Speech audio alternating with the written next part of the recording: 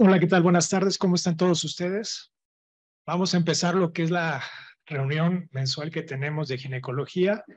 Eh, para esto tenemos a un invitadazo, aparte de ser un gran amigo mío, tenemos al doctor Mario Roberto Rodríguez Bosch.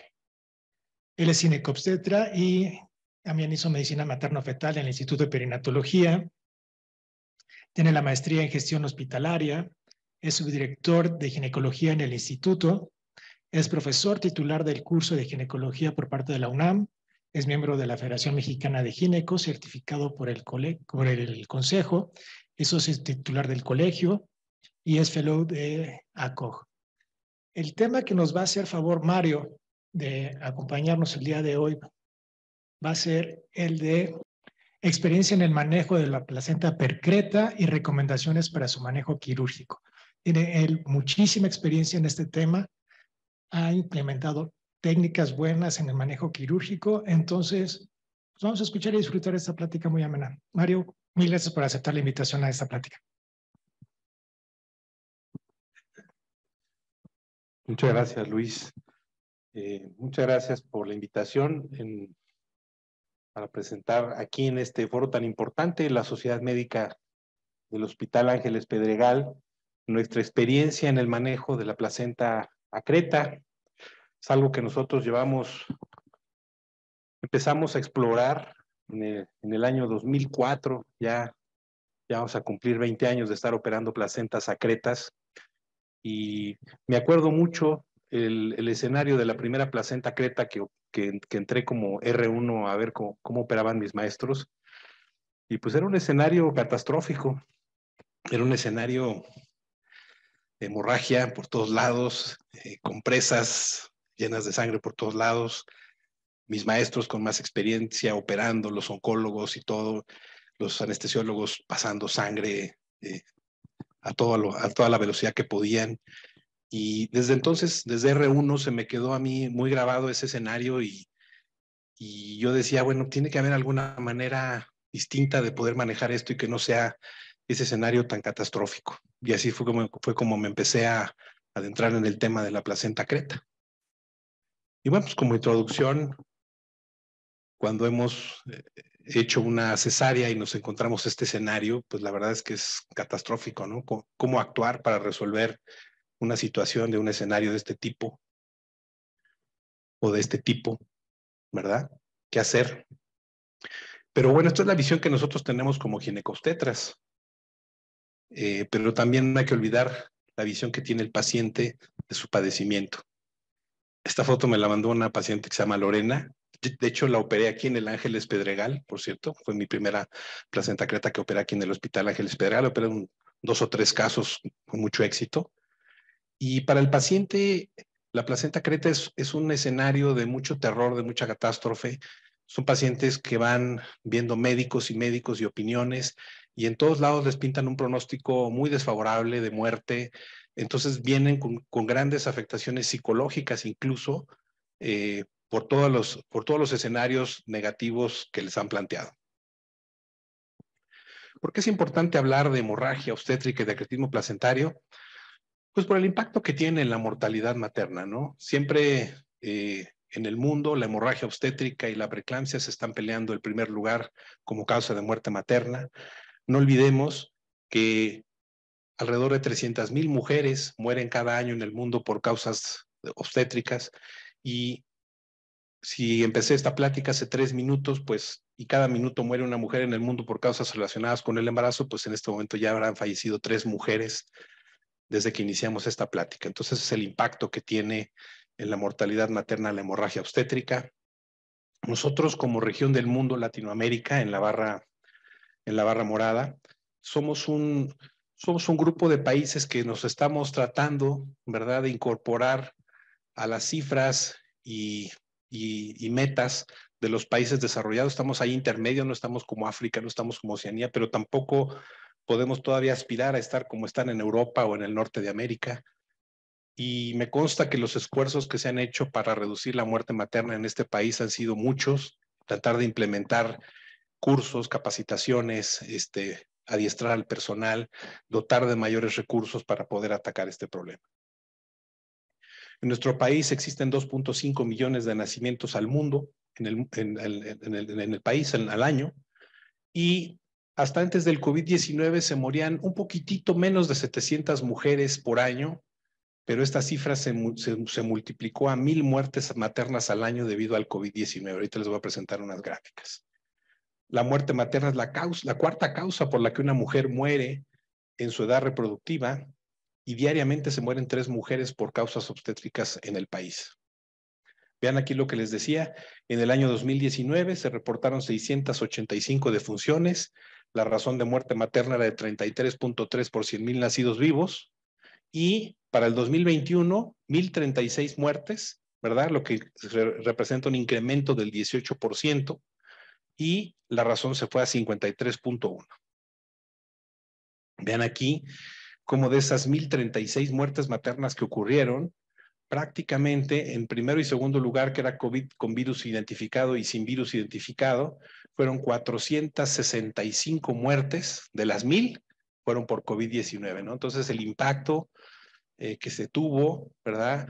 Y el manejo de la pandemia y hasta podríamos decirlo el retraso en la instauración de la vacunación en la mujer embarazada, tuvieron que ver con estas cifras, ¿verdad? Y en el año 2019, en el año anterior, y ahora en este año 2022, ya nuevamente la hemorragia obstétrica y la enfermedad hipertensiva están ocupando los primeros lugares como causa de muerte materna.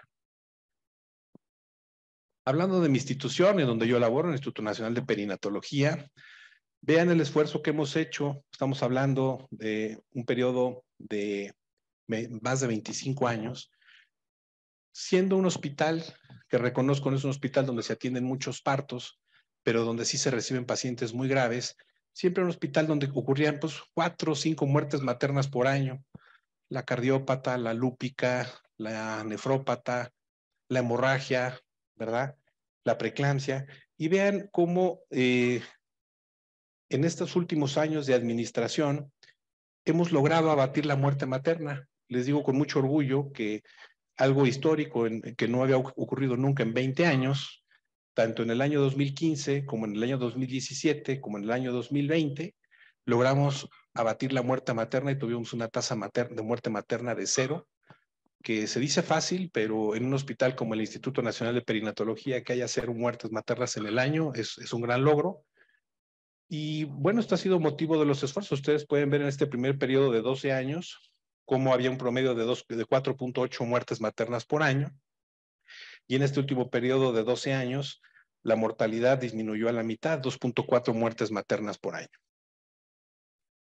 Las causas de muerte materna en ese primer periodo de 12 años eran la hemorragia obstétrica ocupaba el primer lugar, siendo el 25% de las muertes maternas por hemorragia obstétrica, y muchas otras patologías muy asociadas al tipo de pacientes que ve el instituto.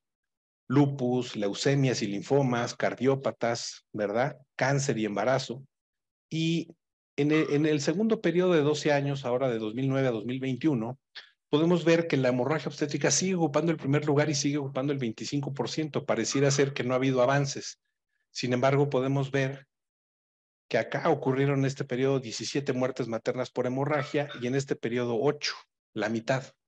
Y que solo del 2016 al 2022 solamente han ocurrido 2 muertes maternas por hemorragia. Entonces quiere decir que estamos trabajando y estamos trabajando bien para ir reduciendo a la hemorragia obstétrica como causa de muerte, y el objetivo es que haya 0 muertes maternas por hemorragia. Centrándonos en el tema de acretismo placentario, hablando de aspectos históricos, este término se acuña por primera vez en el 1937 en Boston. El doctor Frederick Irving, ginecobstetra, y el doctor Hertig, patólogo, reportan una serie de casos, de 18 casos en aquella época, y desde entonces se acuña el término de acretismo placentario. Y desde ese momento empieza un incremento y incremento y incremento de los casos, y todo esto gracias a la cesárea. Existen muchos factores de riesgo para que una paciente desarrolle acretismo placentario. Aquí los pueden ver: placenta previa en una paciente con cesáreas previas, el antecedente de miomectomías, legrados, la miomatosis uterina, la edad materna, pero la cesárea o cesáreas previas es el factor más importante para desarrollar acretismo placentario. Aquí podemos ver en esta gráfica de Hull cómo la combinación placenta previa y mayor número de cesáreas previas incrementa de manera sustancial el diagnóstico de acretismo. Ven aquí en la parte azul de la gráfica como si la paciente tiene muchas cesáreas, pero en el ultrasonido no se ve la placenta previa, la posibilidad de que tenga acretismo es muy baja. Pero a medida que aumentan el número de cesáreas y la placenta se ve previa en el ultrasonido, la posibilidad de que la paciente tenga una placenta creta es hasta de 70% cuando la paciente tiene 4 o más cesáreas. De manera que desde la etapa prenatal nosotros podemos sospechar. Si tengo una paciente con varias cesáreas previas y yo le veo en el ultrasonido desde el primer trimestre la placenta previa o la placenta baja o la placenta ocluye el cervix, hay que sospechar acretismo y hay que buscarlo de manera intencionada desde temprano. Vean aquí cómo ha incrementado 10 veces en los últimos 50 años el diagnóstico. En los años 30 era 1 por cada 30,000 embarazos y ahorita en los años 2000 estamos hablando de que de cada 1,000 embarazos, 3 tienen acretismo placentario. O sea, de cada 300 mujeres embarazadas que vemos, una va a tener acretismo placentario. Entonces, este era un diagnóstico rarísimo y ahora nos tenemos que familiarizar con él porque cada día nos va a tocar, un día nos va a tocar que nos llegue una paciente con la placenta creta. Hablando de la casuística del instituto, también ha ido incrementando. Vean cómo nosotros nos hemos convertido en un centro nacional de referencia para placentas acretas y para este año, el 2021, estamos de cada 52 nacidos, de cada 52 nacidos vivos o de cada 52 nacimientos que se atienden en el INPER, un caso es acretismo placentario. O sea, estamos 6 veces arriba de la casuística mundial y probablemente tengamos una de las casuísticas más altas de casos por número de pacientes atendidas en el instituto. De cada 52 partos que se atienden en el INPER, un caso es de placenta creta y estamos superando prácticamente 1 o 2 pacientes con placenta creta cada semana. El diagnóstico no me voy a detener mucho porque nuestra plática es hablar de manejo, pero bueno, básicamente saber que el ultrasonido es la herramienta más fácil, más práctica, más reproducible y que todos lados hay para poder hacer el diagnóstico de acretismo placentario. Desde una escala de grises podemos ver cómo aquí está el miomet, cómo está aquí la vejiga y esta interfase ecolúcida que es el miometrio que se logra ver aquí abajo y que se logra ver aquí arriba, aquí no se ve. Entonces quiere decir que la placenta está acreta, porque no hay miometrio entre esta placenta y esta vejiga. Esto lo podemos ver con un ultrasonido sencillo, en escala de grises. Lo que les decía del primer trimestre, desde el primer trimestre, lo que le llaman el famoso scar pregnancy o el embarazo en la cicatriz. Vean aquí esta paciente como todo esto es el fondo uterino, es un corte sagital. Todo esto es el fondo uterino, está libre, ¿verdad? No está ocupado por embarazo y como todo el embarazo está en la parte del segmento uterino inferior, está insertado en la cicatriz de la cesárea. Ahora, si hablamos de tecnología Doppler, pues obviamente vamos a ver lagos vasculares, hipervascularidad en la serosa de la vejiga, sobre todo cuando hay datos de percretismo hacia la serosa vesical y flujo lagunar difuso. Este es el mismo caso de esta paciente que tenía la placenta, el embarazo en la cicatriz y es una paciente de Puebla que le habían dado 3 opiniones de que tenía que interrumpir su embarazo en ese momento porque era muy riesgoso. Sin embargo, ella por temas religiosos quería continuar con el embarazo y bueno, una vez explicados todos los riesgos, pues continuamos con ese embarazo. Entonces miren ya en el segundo trimestre cómo se ve la vascularidad, cómo se ven los lagos y cómo se ven incluso vasos que penetran hacia la serosa de la vejiga. Es una placenta percreta. Y bueno, cuando tenemos casos de difícil diagnóstico o cuando tenemos casos en donde queremos valorar invasión a otros órganos, pues la resonancia magnética puede ser de utilidad. Aquí vemos, por ejemplo, cómo se ve el bulge o el abultamiento placentario hacia la zona de la vejiga en un caso de percretismo placentario hacia la vejiga. Ahora, en cuanto al manejo, están publicadas muchas modalidades de manejo. Básicamente, la cesárea histerectomía, que es el manejo tradicional, el manejo conservador, que es dejar la placenta ahí y cerrar, y el manejo híbrido, que es una combinación de las anteriores. Numerosas asociaciones, la Sociedad de Medicina Materno-Fetal, el Colegio Americano de Ginecología y Obstetricia, etcétera, han dado sus recomendaciones de cómo se debe de manejar la placenta creta. En general, en el mundo se habla de que debe de ser en centros de excelencia. que el nacimiento sea planeado en la semana 34. Medias de compresión neumática, cistoscopía y cateterizar los uréteres, tener mucha sangre, plaquetas y críos en abundancia, hacer una histerotomía clásica vertical o fúndica posterior, y tiene que participar personal entrenado. Oncólogos, cirujanos vasculares, urólogos, toda la gente que tenga habilidad en el manejo de una hemorragia masiva. Radiología intervencionista, etcétera. Y hablan que del manejo conservador los resultados son inconsistentes y se deben de individualizar. Este trabajo es muy interesante, es un trabajo de Alireza y del doctor Michael Berford en Houston. Ellos son uno de los grupos que más placentas acretas operan en el mundo, y sus recomendaciones básicamente son lo mismo que comentaba en la diapositiva anterior, ¿no? Equipo multidisciplinario en la sala de operaciones, equipo de respuesta inmediata, cateterización de ureteros, todo lo que comentábamos viene dispuesto en este flujograma de manejo. Y los resultados de ellos, de este grupo, ellos comparan el grupo multidisciplinario y el no multidisciplinario. Y vean, por ejemplo, cómo en su serie de casos, el promedio de sangre que recibieron las pacientes fue de 4 unidades, variando desde 0 hasta 24 unidades de sangre en el manejo multidisciplinario. Y en el no multidisciplinario, 4.5 unidades, o sea, un poquito más de sangre. Ahora, el porcentaje de pacientes que requirió transfusiones masivas, más de 4 unidades de sangre, fue del 65% de las pacientes. Y esto quiero contrastarlo con los resultados que tenemos nosotros, y por eso es que lo estoy presentando. Y acá fue del 79% transfusiones masivas de más de 4 unidades. Vean aquí, las lesiones vesicales, ¿verdad? La lesión a la vejiga es del 30%. Ellos incluso comentan que a veces, para facilitarse la cirugía, abren ya de manera intencionada la vejiga para identificarla y poderla despegar de la placenta, y entonces hasta 30% de los casos reportan lesiones vesicales.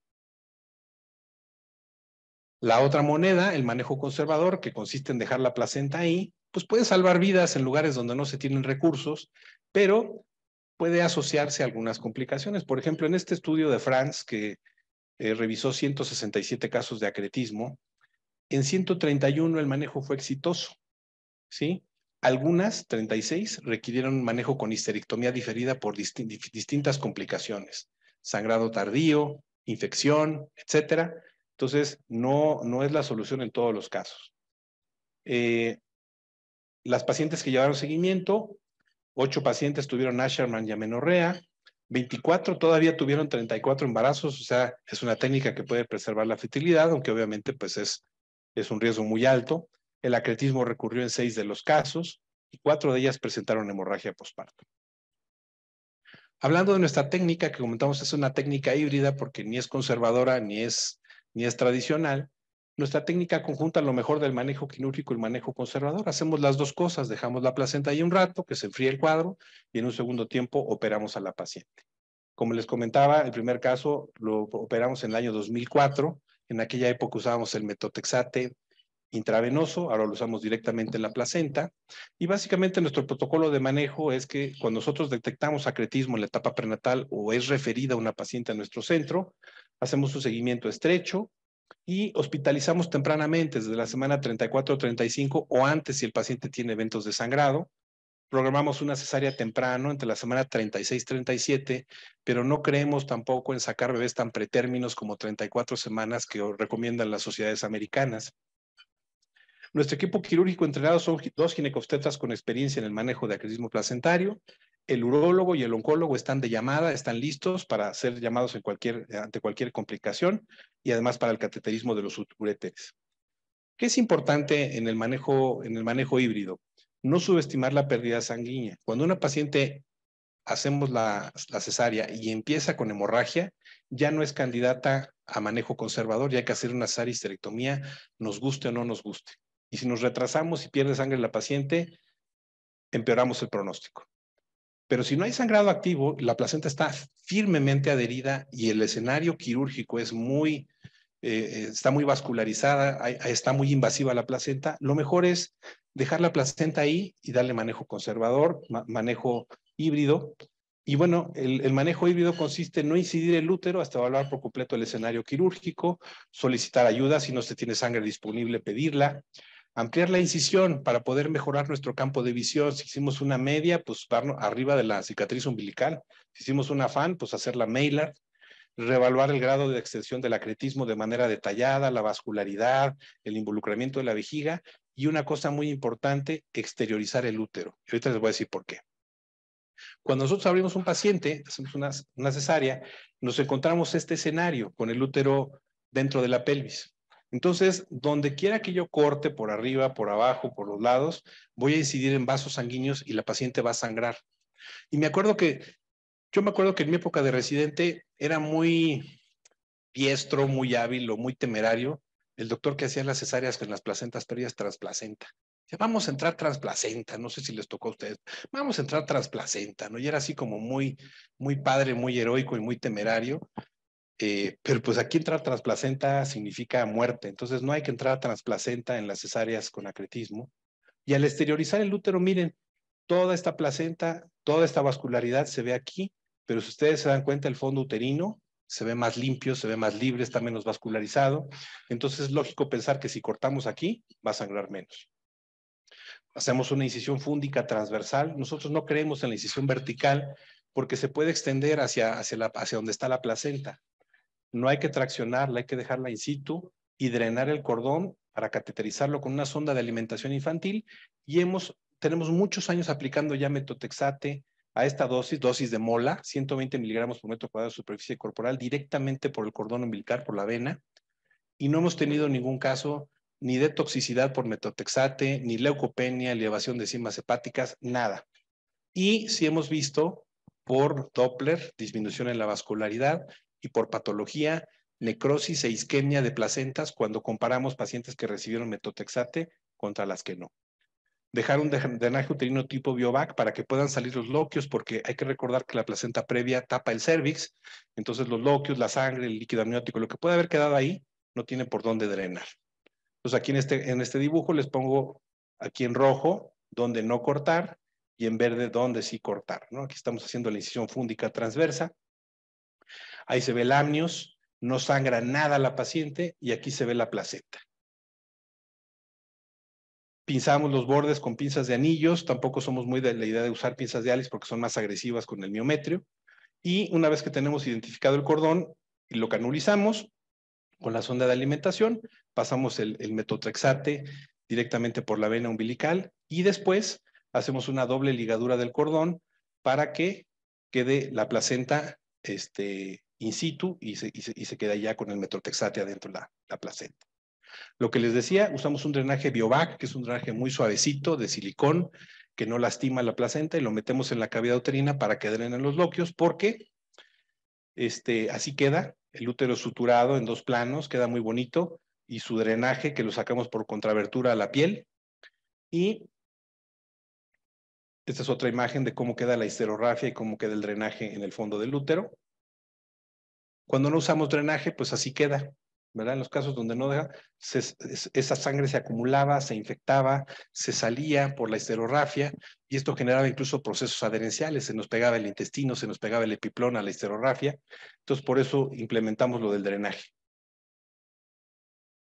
Ya les decía, la histerorrafia en dos planos, ponemos un parche de epiplón en la histerorrafia para que en el segundo tiempo entremos y si está pegado algo a la histerorrafia sea el epiplón, ya que tenemos algunos casos conectados, se nos pegaba el intestino y entonces era más difícil. Antes hacíamos medición de fracción beta semanal hasta negativizar o menos de 5,000. La verdad es que no resultó útil, no sirve para nada, pero lo hacíamos. Antibioticoterapia profiláctica y mantener en hospitalización porque el paciente puede sangrar en cualquier momento. Y hacíamos una embolización pélvica entre 5, 7, 10 días después de la cesárea. Se abandonó este procedimiento desde septiembre de 2019. Debo reconocer que todavía algunos casos, por ejemplo, el último caso que tuve aquí en Ángeles Pedregal, la embolizamos y con mucho éxito. Nada más que les voy a hablar un poquito de los pros, contras y bemoles que puede tener la embolización. La histerectomía, a los 7, 10 días de la cesárea, se hace una histerectomía total o subtotal, con énfasis en la hemostasia y en la disección vesical, que es lo más difícil. Ahí está la histerorrafia en dos planos con su drenaje. Ahí estamos cortando el parchecito de epiplón, que es como un pantaloncito para poner encima de la histerorrafia para que no se nos pegue el intestino. Así queda. Y lo que les decíamos de la embolización, pues es un flujo Doppler de una placenta creta antes de la embolización, y este es el flujo Doppler después de la embolización. Sí disminuye mucho el flujo sanguíneo y esto nos hace más fácil la cirugía, pero a consecuencia de algunos riesgos. En cuanto a la histerectomía, nosotros hemos ido a lo largo de estos años pues perfeccionando la técnica quirúrgica. Lo más importante que yo les quiero decir es la histerectomía obstétrica por placenta creta no es una histerectomía ginecológica, no es una histerectomía por miomas, es una histerectomía distinta. Recuerdo una vez que fui a operar a una paciente al hospital de nutrición y el jefe de este hospital, del área de gineco, me dijo, yo voy a operar a la paciente, doctor. Dije, ah, pues perfecto. Yo había ido a operar a la paciente porque me habían solicitado que los fuéramos a apoyar porque nadie le pasaba visita a la paciente y se había quedado ahí por una complicación de la embolización. Y me comentó el doctor mientras se lavaba, dice, yo he operado en mi vida 900 histerectomías. Y dije, no, pues opérela usted, yo le ayudo, ¿no? Pero obviamente la paciente le empezó a sangrar, le empezó a dar puntos a la placenta y cuando ya el escenario estaba muy crítico, me dice, doctor, así me dijo, dese vuelo, ¿no? Y entonces, pues ya me pasó la batuta y yo ya lo operé. Y entonces, bueno, lo que quiero decir es que esta histerectomía no es igual a la histerectomía ginecológica. Nosotros tenemos que operar a través de ventanas avasculares para que no haya sangrado. El útero está súper vascularizado. Entonces, si metemos el pinzazo así directamente y cortamos, lo único que vamos a hacer es acabar muy rápido, pero tener una hemorragia masiva. Entonces, vean aquí, por ejemplo, esta es la salpinge, y vean cómo con la pinza de ángulo hacemos una ventanita con el bobi y a este nivel ligamos la salpinge y luego vamos a ligar este paquete vascular igual a través de una ventana vascular. Vean aquí, esta es otra muestra de la salpinge, pero nunca vamos a agarrar este paquete de vasos así directo con la pinza porque va a sangrar horrores. Vean aquí, ese paquete vascular que estábamos viendo acá, lo disecamos a través de ventanas avasculares. Vean el calibre de esas venas, ¿sí? Pero no está sangrando. Y ya que está pinzado, miren, ahí está la foto de cuando está pisado. Vean, también tengo colegas, por ejemplo, que operan. Nosotros operamos con sedas, así es la sutura del pobre. Pero lo hemos intentado con Jairus, lo hemos intentado con, ¿cómo se llama esta otra? Se me fue el nombre. Estas pinzas de energía modernas y este calibre de vasos no sella con la pinza, no sella. Entonces, hay para ciertos vasos, pero este tipo de vasos solamente con suturas. Y la seda es una muy buena sutura porque es barata, porque todos los hospitales la tienen y porque la verdad que tiene una fuerza de tensión muy buena, entonces no sangran los pedículos cuando ligas con seda. Aquí estamos ligando el redondo igual a través de ventanas avasculares. La disección de la vejiga, que es muy importante también porque normalmente nosotros queremos bajar la vejiga en la histerectomía como si bajáramos la vejiga en una cesárea hacia abajo. Y si nosotros hacemos eso con lo vascularizado que está la vejiga, nos va a sangrar. Entonces, normalmente la vejiga, no sé si tengo otra foto, no. Normalmente la vejiga, primero despegamos el peritoneo y una vez que hemos encontrado el plano, la atacamos de manera lateral y posterior, porque si nos vamos por enfrente, provocamos una hemorragia. Y cambio lateral y posterior se va despegando la vejiga hasta que logramos no lesionarla y poderla descender lo suficiente para poder quitar el cuerpo uterino completo. También tenemos una modificación de la ligadura de la uterina. La uterina, hay veces que todo este segmento está lleno de placenta y no hay manera de identificar la uterina como tradicionalmente la ligamos. Entonces, lo que hacemos es irnos por debajo de la placenta, ¿verdad? Irnos por debajo de la placenta y ligar a este nivel donde es mucho más fácil y sangra menos. Y estas son algunas piezas de histerectomía de los casos que hemos tratado. Resultados. Entre 17 de febrero de 2015 y 17 de agosto del 2018 hemos atendido 84 pacientes con placenta creta, 52 manejadas con técnica Rodríguez Bosch y 32 con manejo tradicional, cesárea histerectomía. Vamos a comparar los resultados.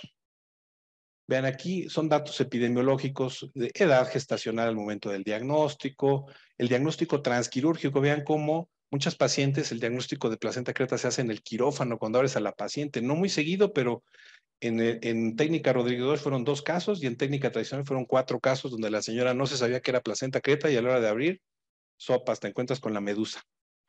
Control prenatal generalmente son pacientes de control prenatal de inicio tardío o que son referidas al instituto ya muy tarde. Casi todas, casi el 100% de ellas tenían como antecedente haber tenido una o más cesáreas y más de 2 cesáreas, muchas.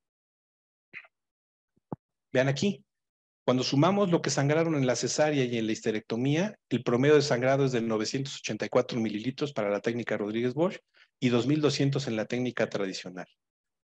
Aquí está el número de incisiones medias y vean cómo aquí 44% necesitaron transfusión. ¿Se acuerdan? En el otro grupo de Belfort eran 70% y aquí 84%. Y transfusiones masivas de 5 o más concentrados globulares, 5.8% contra 28% de las pacientes. Ingresaron a terapia intensiva 11% de estos casos contra 68% de estos casos. De una manera más gráfica podemos ver entonces la cantidad de pacientes que se manejaron con una técnica y con otra, la cantidad de sangrado, como fue mayor en la técnica de cesárea y histerectomía tradicional. Obviamente, más del doble necesitaron transfusión sanguínea con la técnica tradicional, transfusión masiva, casi 5 veces más, y lo mismo ingreso a terapia intensiva. Ahora, no todo ha sido miel sobre hojuelas. Actualmente, de 2015 a 2021, hemos atendido ya 222 casos de placenta creta en el instituto. Somos sin duda el centro que tiene la mayor casuística de casos de placenta creta a nivel nacional y probablemente una de las series más grandes en el mundo. Aquí está dividido 90 con técnica Rodríguez-Bosch con metrotexate, 90, no es sin metrotexate, es sin embolización, perdón, y con técnica tradicional 60. ¿Por qué dejamos la embolización? En abril y en septiembre del año 2019 se presentaron 2 muertes maternas durante el proceso de embolización. Nosotros no tenemos radiólogos intervencionistas, entonces recibimos el apoyo de nutrición y del Hospital General cuando mandábamos a estas pacientes. Una de ellas murió en nutrición, otra murió en el general. En los 2 casos fue trombolismo masivo de material embolizante a nivel pulmonar. Y entonces tomamos la decisión crítica y dura de decir, pues no se nos mueren de hemorragia, se nos mueren con la embolización. Entonces la embolización es maravillosa, no te sangra, es la verdad es que es maravilloso para una paciente embolizada, pero no podíamos asumir estos riesgos. Entonces decidimos abandonar la embolización y en nuestros 72, también quiero decir una cosa, el proceso de embolización lo tiene que hacer un experto, lo tiene que hacer una gente con mucha experiencia. Entonces, cuando tú empiezas a delegar esas responsabilidades a un residente o a un personal de menor jerarquía, ocurren esas complicaciones. Entonces, creo que si la embolización lo hace que alguien que es muy experto, a mí, por ejemplo, Manuel Guerrero de nutrición me ha embolizado cualquier cantidad de pacientes en hospitales privados. Tenemos una casuística como de 10 casos superados a nivel particular y nunca hemos tenido ningún incidente. Pero a nivel institucional tuvimos que abandonar, primero porque no tenemos cómo hacerlo nosotros y como dependíamos de hacerlo de manera externa, pues y no podíamos confiar en lo que estaba pasando, lo abandonamos. Y en breve vamos a publicar la experiencia de los 3 manejos, con embolización, sin embolización y manejo quirúrgico tradicional, cesárea y histerectomía. La muerte materna 1, miren, era esta placenta.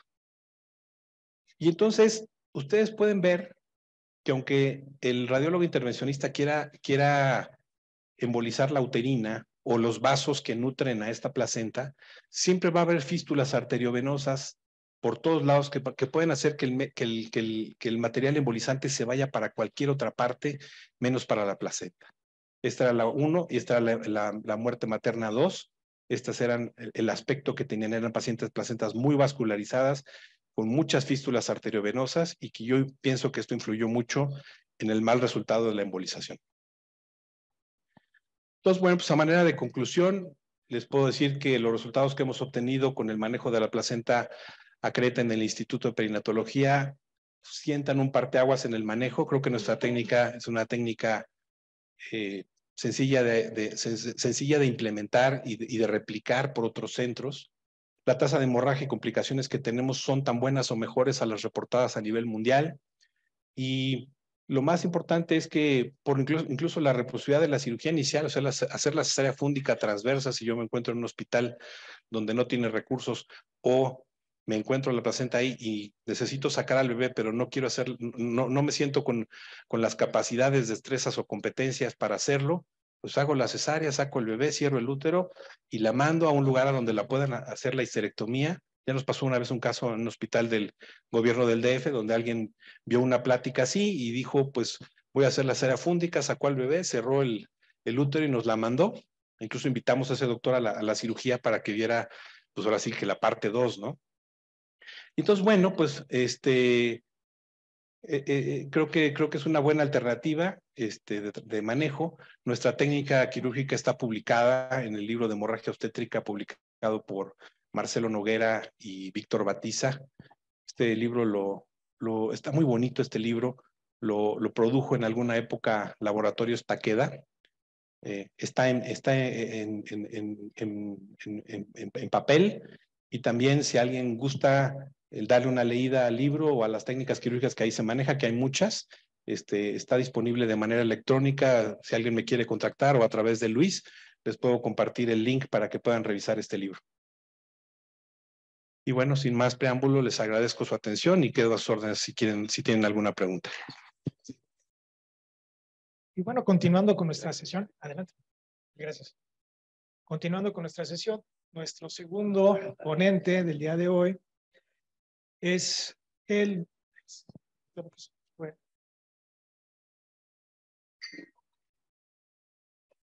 doctor Leopoldo Alejandro Vázquez Estrada.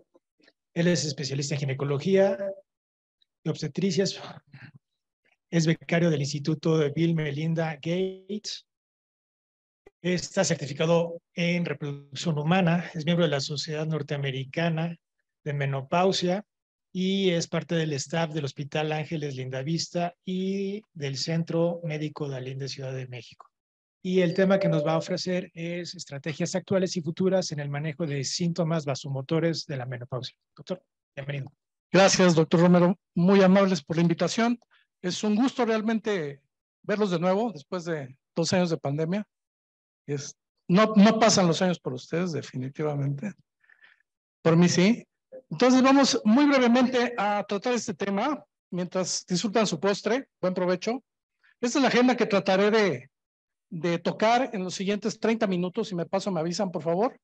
Vamos a hacer una revisión de lo que tenemos actualmente, no específicamente en relación a terapia hormonal, sino alternativas, sobre todo, lógicamente, para aquellas mujeres en las cuales la terapia hormonal está contraindicada. Evidentemente sabemos que el parámetro o estándar de oro para el manejo de los síntomas vasomotores sigue siendo la terapia hormonal. Pero evidentemente, como sabemos, pues existen contraindicaciones e incluso rechazo por parte de nuestros pacientes para tener este tipo de tratamientos. Entonces, ¿qué tan frecuente es esto? Es pues sumamente frecuente. Desafortunadamente, 2 de cada 10 mujeres que presentan el síndrome climatérico lo presentan en una forma bastante intensa y en consecuencia pues requerimos de algún tipo de tratamiento. Y lógicamente esto ya lo toqué. Tal vez la contraindicación más clara y más obvia para poder administrar una terapia hormonal para el manejo del síndrome climatérico, específicamente los síntomas vasomotores, pues es el cáncer de mama. Y evidentemente, como ven en la pantalla, pues la presencia del síndrome vasomotor es mucho más intenso en este tipo de pacientes, sobre todo aquellas que reciben una quimioterapia basada en hormonoterapia, específicamente tamoxifeno. Sabemos que el tamoxifeno, si bien es un modulador selectivo de los receptores de estrógeno, tiene este efecto, desafortunadamente, sobre el síndrome vasomotor. Y tratando de acordarnos por qué se presenta esta sintomatología vasomotora, esta gráfica a mí me sirvió de mucho para tratar de entenderlo. Ya fue publicada ya hace algunos años, casi 20 años, en la revista Lancet, pero creo que nos sirve a todos para acordarnos un poco. Lo que sabemos es que lógicamente el centro termorregulador se encuentra a nivel hipotalámico, perdón, y cuando la mujer llega a la menopausia, también nos llega a pasar a los varones cuando tenemos deficiencia androgénica. Lo que sucede aparentemente es un déficit del neurotransmisor serotonina, 5-hidroxitritamina, específicamente a nivel del espacio intersináptico. Y esto, como consecuencia, tiene un desequilibrio del centro termorregulador y, evidentemente, la presencia de esta sintomatología tan molesta. ¿Cómo podemos nuevamente evitar esta sintomatología? Como se ve en la pantalla, pues uno de los procesos más simples sería recuperar la presencia de este neurotransmisor, específicamente serotonina en el espacio intersináptico. Y como se ve, pues esto lo logramos con una terapia hormonal específicamente, pero también otro tipo de recursos no hormonales, específicamente los inhibidores selectivos de la recaptura de serotonina y de norepinefrina, que evidentemente actúan a este nivel y que han demostrado a lo largo del tiempo que pueden ser una muy buena alternativa. Este es un resumen recientemente publicado en la cual se establece cuáles son los agentes terapéuticos que han sido investigados, incluyendo el tratamiento hormonal, específicamente en estudios clínicos aleatorizados. Es decir, es una evidencia médica tipo 1.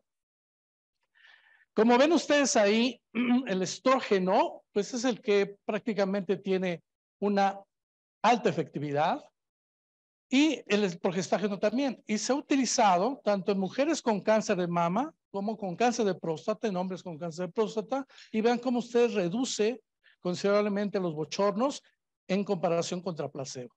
Curiosamente, muchos de los estudios se hacen comparativamente contra el placebo y curiosamente hay un efecto paradójico porque el placebo per se, como ustedes ven, también disminuye la sintomatología vasomotora. Y lógicamente esto tiene que ver con la regulación cortical hipotalámica, en el cual puede tener este efecto benéfico incluso con el placebo. Luego entonces, todas las terapias que nosotros consideremos como efectivas para el manejo del síndrome vasomotor, pues tienen que ser prácticamente con una efectividad del doble de lo que tiene el efecto placebo. Y bueno, ustedes pueden observar aquí que se han utilizado también fitoestrógenos, la vitamina E, pero con una efectividad muy similar a lo que es el placebo, la clonidina, los inhibidores selectivos de la recaptura de serotonina, pero ya con una mejor efectividad, y el extracto de polen recientemente, desde hace ya algunos años en Norteamérica y muchos más años en Europa, pues ha demostrado también en diferentes estudios clínicos que también puede ser una muy buena opción para el manejo. Me voy a referir específicamente a la fitoterapia en relación a los fitoestrógenos. Los fitoestrógenos, hay una gran cantidad de publicaciones al respecto, pero un reciente metaanálisis, como ustedes ven, si bien se supone que reducen la frecuencia de los vasomotores, se ha visto que tal vez esta no sea superior al placebo. Y en consecuencia, probablemente no sea tan buena su efectividad. Y a lo largo de los años en los que se han empleado los fitoestrógenos, también se ha puesto en duda, lógicamente, al ser un estrógeno, que pudiese tener algún tipo de riesgo, sobre todo a nivel mamario, como veremos. Este es un estudio muy reciente, publicado este año, en enero de este año. Es un análisis que se hace de la Encuesta Nacional de Salud y Nutrición de los Estados Unidos de Norteamérica, y es una base de datos muy amplia, como ustedes ven aquí. Son prácticamente más de 11 años de análisis de datos, y son datos muy interesantes, porque ellos establecieron que los niveles urinarios de fitoestrógenos, específicamente estos fitoestrógenos, están asociados a cánceres hormonales femeninos.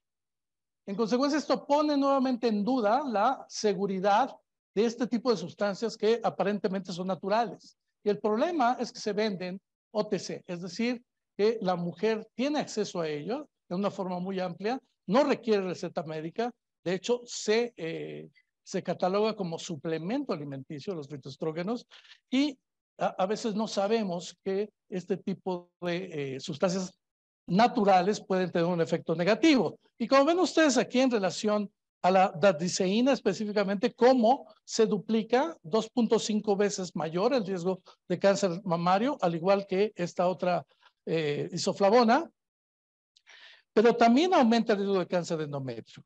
Y la que más afecta el cáncer de endometrio es la genisteína. Para tener una comparación, recuerden que el WHI nos habla de que la combinación estrógeno-progestágeno, específicamente DMPA, aumenta un riesgo del 26%. Esto prácticamente lo duplica. En consecuencia, los autores de este estudio nos refieren que los fitoestrógenos están mostrando en una asociación positiva con cáncer de mama y de endometrio, por lo cual tendríamos que revisar realmente cuál es la eficacia y el perfil de seguridad de este tipo de productos. Otra de las alternativas naturales que vienen incluso de la medicina homeopática es la Simicífuga racemosa, que es una planta nativa de Norteamérica, perdón.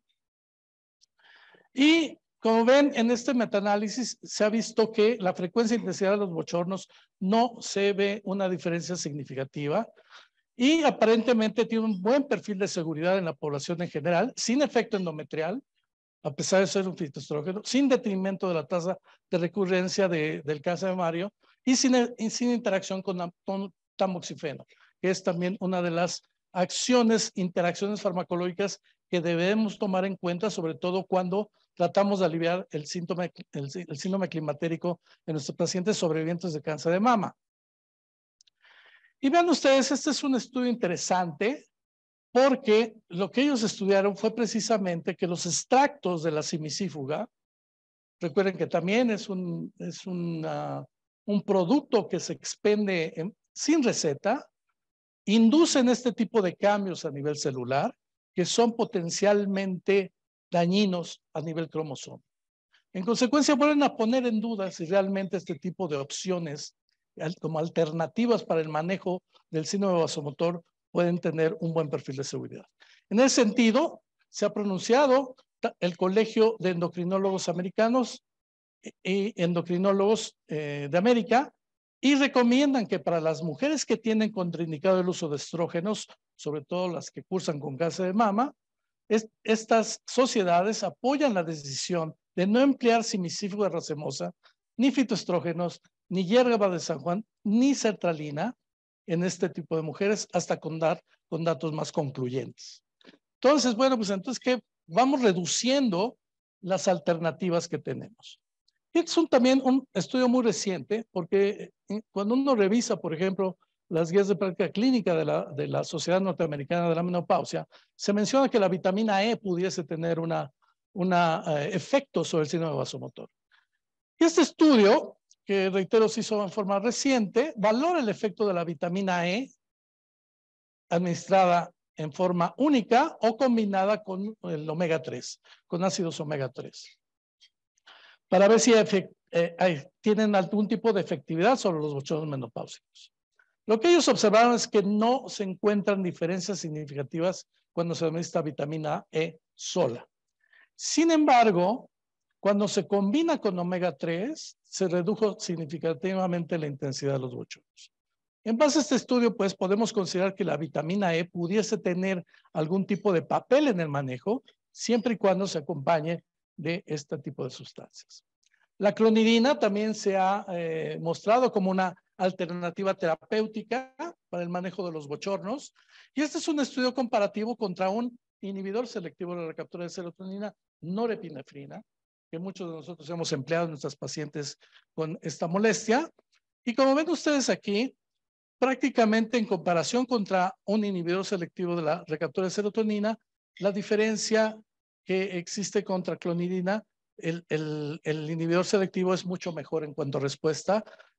Su mecanismo de acción, que ya comentamos en relación a este tipo de fármacos, tiene una acción más rápida cuando se compara contra clonidina.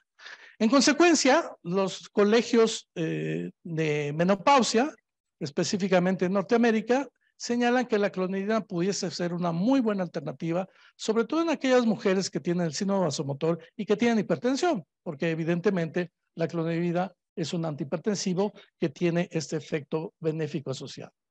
La gabapentina. La gabapentina también se ha mencionado como una alternativa. Probablemente ustedes no la han probado. Yo tuve la oportunidad de usarla en forma personal, porque sabemos que tiene un efecto antineurítico, y el principal problema que tiene son los eventos adversos.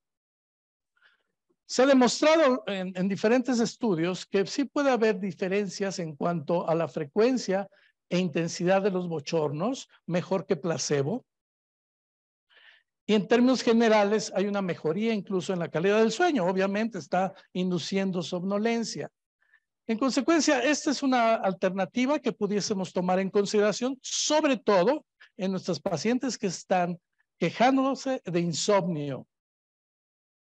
¿Qué pasa con los inhibidores selectivos de la recaptura de serotonina? Es obvio que cuando observamos la gráfica de la fisiopatogenia en relación a la termorregulación hipotalámica, pues esta serían los mecanismos de acción a través de las cuales este tipo de sustancias pueden actuar. Y entonces, este es un metaanálisis publicado también en forma reciente, con diferentes alternativas terapéuticas, diferentes inhibidores selectivos de la recaptura de serotonina, y como ustedes ven, pues algunos tienen una eficacia mejor que otros. La paroxetina reduce la intensidad de los bochornos hasta un 62%, pero el problema con paroxetina específicamente es que es un inhibidor muy potente de esta enzima. ¿Y por qué es importante acordarnos de esto? Porque esta enzima es la que inactiva el tamoxifeno. O sea, hace que se metabolice el tamoxifeno. Las mujeres que están recibiendo tamoxifeno, en consecuencia, está bloqueando la acción del tamoxifeno. Y este es un reporte interesante en el cual ustedes observan que cuando se usa paroxetina para el alivio del síndrome vasomotor en mujeres que están siendo tratadas después de un cáncer de mama, puede reducir el efecto benéfico del tamoxifeno porque este tipo de sustancias interactúan con la enzima que lo metaboliza. En consecuencia, hay que tener cuidado para poder seleccionar cuál sería la mejor opción cuando estamos seleccionando este tipo de sustancias. Y esta es una tablita en la cual nos habla de que los que inhiben más potentemente esta enzima, ya lo dijimos, es la paroxetina, pero también la fluoxetina, el bupropión que lo emplean solamente los psiquiatras, y estos son inhibidores moderados. Los que no inhiben la actividad, ya dijimos, es la venlafaxina y la desvenlafaxina, que también, como se vio en la gráfica, son las que también reducen mayormente el síntoma vasomotor. Como ven ustedes aquí, hasta una reducción hasta de un 66%, tanto en la frecuencia como en la intensidad de los bochornos. El principal problema que tenemos con los inhibidores selectivos de la recaptura de serotonina norepinefrina, desde el punto de vista farmacológico, pues son los efectos adversos. Y esto hace que hasta el 50% de nuestros pacientes detengan el tratamiento después de 3 meses de emplearlo.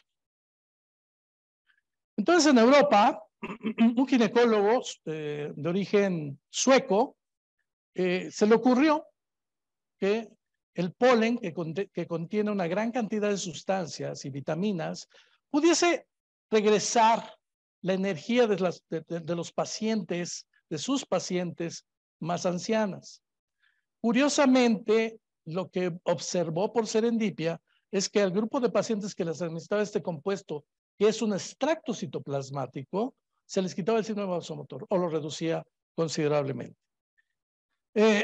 ¿Por qué definimos que es un extracto citoplasmático? Porque esta sustancia ya carece del componente antigénico del polen. En consecuencia, incluso mujeres o personas que son alérgicas al polen lo pueden emplear porque ya carece prácticamente de este efecto antigénico.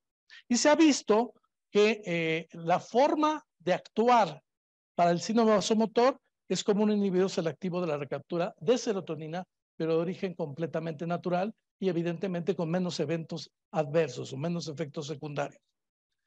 ¿Por qué decimos que es un inhibidor selectivo de la recaptura de serotonina en forma natural? Porque este estudio compara una curva farmacocinética, es un estudio in vitro en células corticales de ratón, en la cual se le van añadiendo al medio de cultivo concentraciones cada vez mayores de este inhibidor selectivo de la recaptura de serotonina. Y como ustedes ven, llega un momento en el cual ya hay una respuesta en cuanto a la inhibición de la recaptura de serotonina. Y la curva farmacocinética del mismo modelo farmacocinético nos muestra que la curva es muy similar cuando lo que en realidad se está añadiendo al medio de cultivo es el extracto de polen. En consecuencia, debido a ello, se le reconoce que puede ser el principal mecanismo de acción que tiene el extracto de polen, una inhibición no farmacológica de la recaptura de serotonina. ¿Y cuál es la otra ventaja del extracto de polen? Que no tiene efecto estrógeno. No es un fitoestrógeno y ustedes ven ahí que todas este tipo de características nos confirman que no está interactuando con receptores estrogénicos y que lógicamente su principal mecanismo de acción tiene lugar a nivel central. Y evidentemente esta sustancia ya se ha estudiado a lo largo del tiempo. Es una tabla en la cual hay una serie de estudios que ya comparan incluso contra el tratamiento hormonal las ventajas que tienen la reducción, muy similar a lo que hace el tratamiento farmacológico de la inhibición de la recaptura de serotonina. Y solamente voy a compartir con ustedes dos estudios, los más recientes, en relación al uso de este extracto de polen comparado contra isoflavonas de soya. Como ven ustedes, después de 6 meses, el extracto de polen reduce mejor los bochornos, pero también los trastornos del sueño, mejor que las isoflavonas de soya en forma significativa. Y los autores concluyen que incluso el extracto de polen es más efectivo cuando la calidad del sueño es la queja más importante. Entonces funciona bastante bien. Otro estudio también de reciente publicación, es un estudio que se hizo en Italia. La novedad de este estudio es que se hizo también en mujeres premenopáusicas o perimenopáusicas. De hecho, hay estudios interesantes en mujeres en etapa reproductiva y el extracto de polen, por la actividad que vimos que tiene a nivel del sistema nervioso central, también reduce el síndrome premenstrual. Y bueno, los autores de este estudio confirman pues la eficacia del extracto de polen en la reducción del síndrome vasomotor. ¿Cuáles serían pues las características que podemos concluir en relación a esta sustancia que no contiene fitoestrógenos? Tiene una excelente tolerabilidad, de hecho aquí no les puse el perfil de seguridad, pero prácticamente más del 90% de las usuarias no presentan eventos adversos. No aumenta la progresión de células de cáncer de mama, ya vimos que no tiene interacción farmacológica con tamoxifeno, por lo cual potencialmente lo podemos emplear en este tipo de mujeres que reciben este tratamiento. Y alivia trastornos relacionados con el estado de ánimo, como dije, el síndrome premenstrual, por ejemplo. ¿Qué es lo que viene? Eso es lo que tenemos ahorita en el panorama que nos puede ayudar al manejo de nuestros pacientes con síndrome vasomotor. Lo que viene, pues, es este concepto que probablemente todos ustedes ya conocen, que es en relación a las neuronas que se le denominan CANDI. ¿Por qué se les denominan CANDI? Estas neuronas están a nivel hipotalámico, tanto en el núcleo preóptico como en el núcleo arcuato. En el núcleo arcuato, recordemos que ahí está el centro regulador de la GnRH, o sea que tiene mucho que ver también con procesos reproductivos. Y en consecuencia, estas son las células, neuronas a nivel hipotalámico, y esta es una estupenda imagen que nos señala precisamente la expresión de receptores tanto para quispeptina, para neuroquinina B y para adinorfina. Por eso se les denomina CANDI, porque este tipo de neurotransmisores se expresan en este tipo de células. Y lógicamente el control de estas células también tiene que ver con muchas, está en el centro del cerebro, con muchas respuestas fisiológicas. Sabemos que la quispeptina actualmente tiene una importancia muy, muy grande a nivel de la regulación de la fertilidad. Incluso hay estudios interesantes en los cuales se emplean medicamentos para mejorar la producción de quispeptina en mujeres con síndrome ovario poliquístico. Y incluso se puede emplear como un anticonceptivo, es lo que viene. Hay estudios que demuestran que puede tener un sinnúmero de interacciones farmacológicas y se están elaborando cada vez más fármacos en relación a la actividad de este tipo de neuronas. Pero ¿qué sucede en el ámbito de la posmenopausia?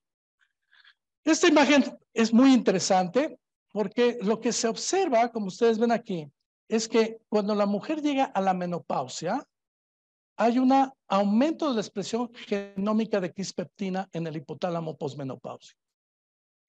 De hecho, ustedes recuerdan al fisiólogo británico Sheehan.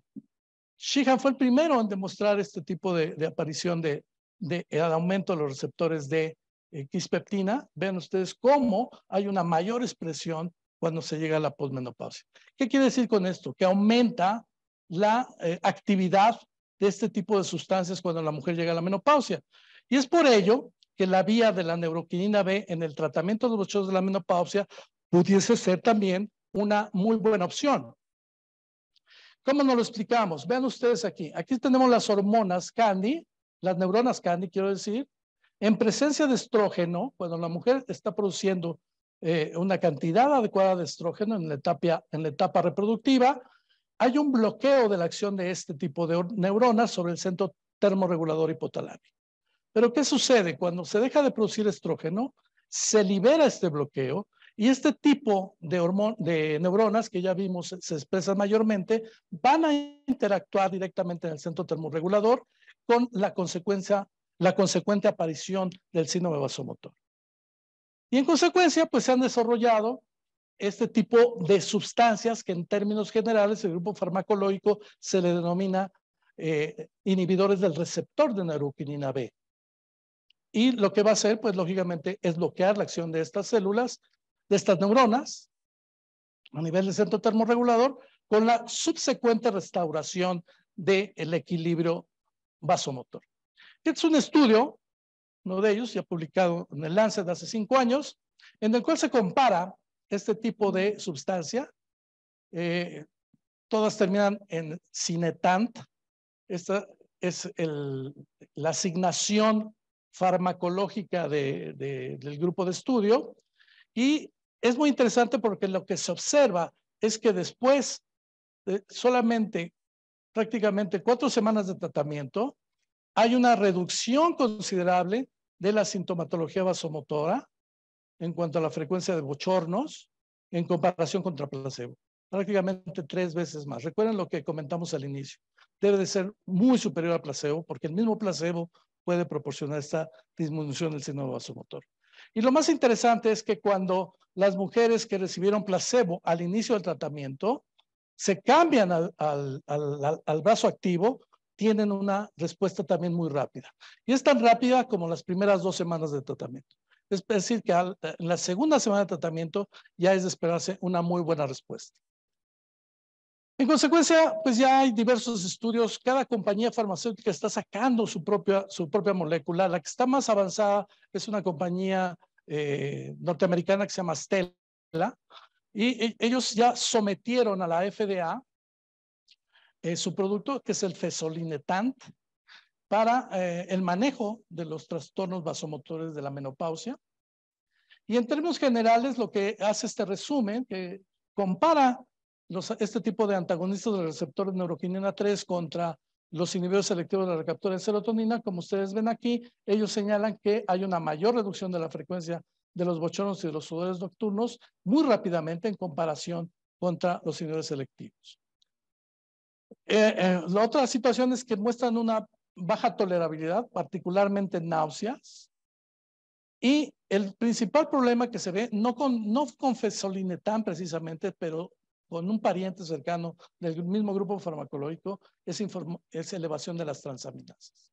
Específicamente en un estudio que se hace con otro inhibidor del receptor de neuroquinina B, se ve incrementado el nivel de transaminasas hasta 5 veces más. En consecuencia, esa es la principal precaución que en un momento dado puede llegar a tener este tipo de grupo farmacológico. Por último, vamos a señalar también lo que viene a corto plazo, bueno, 2 o 3 años más, es el uso de este estrógeno natural humano, que es el estetrol. Todos conocemos estos, pero el estetrol básicamente se produce en la placenta, solamente se produce durante el embarazo. Y es de origen placentario, sabemos que la placenta es un órgano incompleto, requiere de la suprarrenal fetal para finalizar la esteroidogénesis de los estrógenos, y el estetrol durante el embarazo tiene concentraciones muy altas, tanto a nivel de la circulación materna, pero a nivel de la circulación fetal. ¿Esto de qué nos habla? De que el estetrol tiene un perfil de seguridad muy alto. Aquí les puse un código QR porque hicimos una revisión de la molécula que está publicada en el último número de la revista del Grupo Ángeles. Si quieren tomarle ahí un pantallazo y ahí analizamos con un poquito más de detalle cuál es la historia de esta alternativa hormonal, pero es una alternativa hormonal completamente natural. Se le ha denominado estrógeno natural con acción selectiva en tejidos. Es como un SERM, pero de origen natural. ¿Por qué se le llama así? Uno, tiene una biodisponibilidad oral y una vida media muy larga en comparación con estradiol, por ejemplo. La vida media del estetrol es de prácticamente 17 horas en comparación con 1 hora del estradiol cuando se administra por vía oral. Tiene un menor efecto metabólico hepatobiliar en los estudios fase 2 que se han hecho con el estetrol. Se estaban corriendo los fase 3, pero pues vino la pandemia y los tuvieron que suspender. Pero en los fase 2 se demostró incluso que este tipo de perfil de seguridad hace que no haya un incremento de la fracción colestática de la bilis, es decir, o colelitiásica, no es formadora de litos. Tiene un menor efecto procoagulante, esto demostrado en estudios clínicos. No inhibe el citocromo P450, por lo cual es de esperarse un menor grado de interacción medicamentosa. Y yo creo que una de las características esenciales del estetrol es que se ha visto que incluso tiene un efecto antitumoral en las células de cáncer mamario.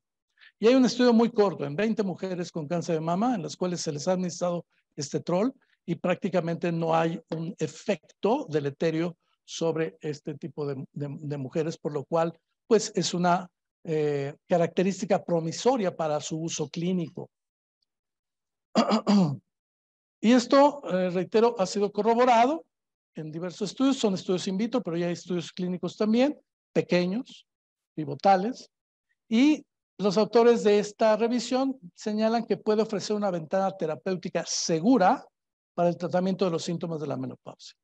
Entonces, se están corriendo los fase 3, sin embargo, el año pasado ya fue autorizado tanto por la FDA en los Estados Unidos de Norteamérica, en Canadá y la EMA en Europa, un anticonceptivo combinado, pero empleando estetrol. Entonces, el estetrol ya está aquí, ya es una alternativa que podemos tener para como anticonceptivo y muy probablemente en los próximos años también para el manejo del síndrome vasomotor de la menopausia. ¿Qué podemos concluir? Que la terapia hormonal sigue siendo el gold estándar del manejo del síndrome climatérico, pero lógicamente no todas nuestras pacientes pueden tomarla. Y las alternativas terapéuticas, la respuesta mejor se obtiene con los inhibidores selectivos de la recaptura de serotonina y norepinefrina. El extracto de polen está con una eficacia muy similar, igual la gabapentina y la clonidina como alternativas terapéuticas actuales. La selección individual evidentemente debe tomar en cuenta los efectos secundarios para ir graduando la dosis o cambiar el tipo de medicamento. Un aviso importante es que la fitoterapia en base a isoflavonas de soya o simiciflo de racemosa, incluyendo que no puedes, ha demostrado ser mejor que placebo para el control. Recientemente se ha descubierto esta posible asociación con cáncer ginecológico. Y las nuevas alternativas que hemos comentado probablemente estén disponibles en el corto plazo. Yo de esta manera cierro la charla. Espero que haya sido de utilidad para todos ustedes y nuevamente es un gusto haber estado el día de hoy por acá. Muchas gracias.